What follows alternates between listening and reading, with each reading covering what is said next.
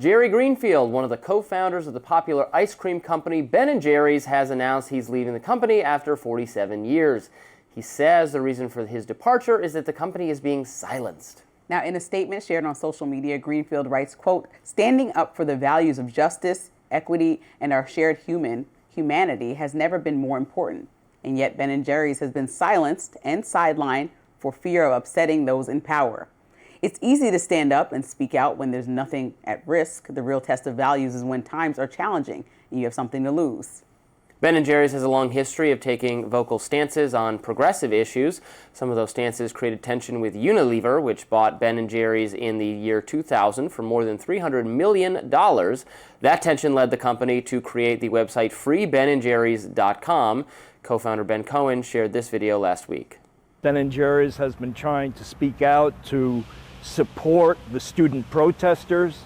They wouldn't let us do that. We've been trying to speak out against the genocide in Gaza. They wouldn't let us do that. We've been trying to speak out for racial justice. They silenced us on that. So they're ripping the heart out of Ben & Jerry's. So, guess you shouldn't have taken the $300 million then. I'll say, at the end of the day, I'm a businesswoman, and I think, Unilever bought the company 25 years ago. I don't know how many times leadership has changed at Unilever since then, but they made an agreement with them, because I was reading into this, and I'm like, how did we get here? Like, do you still have ownership? No, they sold the company and still were involved as employees, and they basically agreed that they were going to give them independence in a way that they could speak specifically to social justice issues.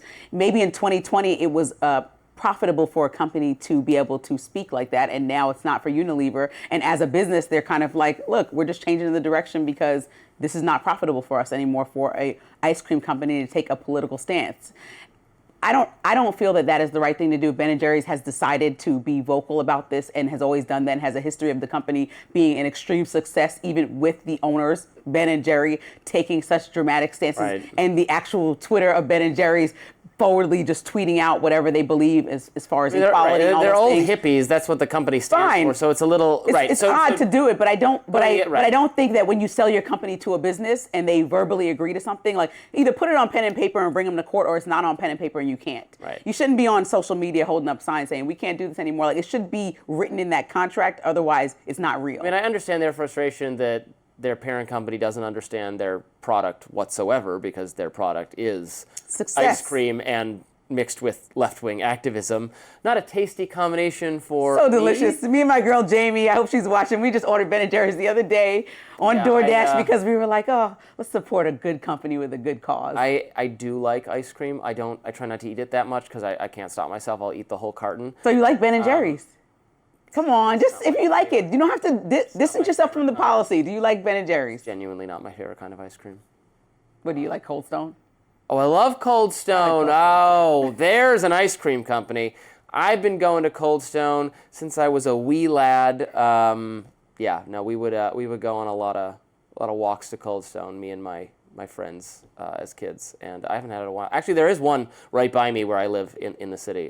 Every now and then I've gotten it. It's good. So tell me, you don't like stuff. when people get silenced, though. So this is appropriate to you, that Ben & Jerry feels this way. I mean, under a verbal agreement, let's say, that they made with Unilever. It's complicated because, you don't have free speech rights vis-a-vis your employer.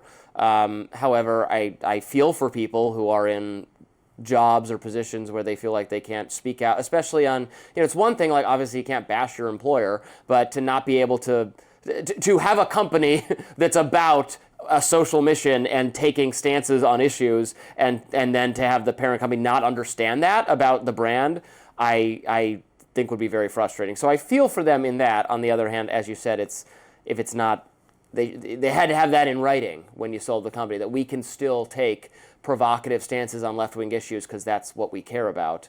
And if it's not, then it's not. So no, I feel for them. That's frustrating, and probably the best thing to do then is they can go start a new left-wing ice cream company. I'd love to see what it's going to be called. We're going to support you, Ben & Jerry. Well, now I can't speak for Robbie, but I'll be getting that ice cream. I mean, I won't push it away if it's served to me. That does it for us on Rising Live. Thanks so much for tuning in today, and look out for more exclusive YouTube content coming your way today. And be sure to like, share, and subscribe to The Hill's YouTube channel so you never miss any content. And for those of you who like to listen while on the go, we're now available anywhere you can listen to podcasts. We'll see you later.